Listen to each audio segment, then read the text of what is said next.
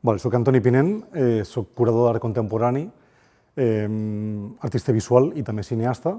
La selecció sí que abarca molts anys de la meva trajectòria, des de l'any 98, com la botella que hi ha dintre la banyera, fins a l'última sèrie de Film Landscapes del 2021, que l'estic fent ara.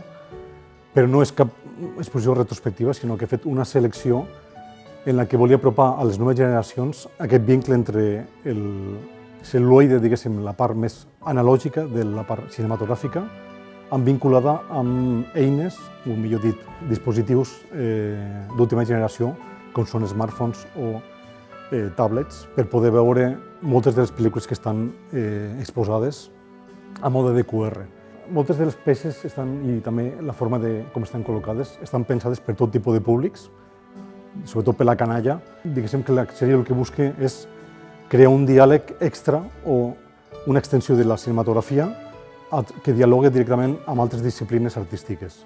Sobretot hi ha molts referents d'art contemporani, com són Jon Baldessari, Rocher, Marcel Brotaers, que són els meus referents, o Ricardo Liniers en el còmic i sobretot molta línia, com podeu veure aquí, de la figura de Joan Brossa. I dintre de tot el recorregut hi ha dos peces originals, o peces vincle directament amb Joan Brossa. Un d'ells és la butaca, que pertanyia a l'antiga Filmoteca, on Joan Brossa sempre s'asseia.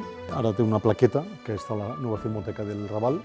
I després tenim una peça, al fons de la sala, que es diu Cinema, del 1988, que l'he volgut integrar per crear un diàleg molt més directe amb el mateix Joan Brossa.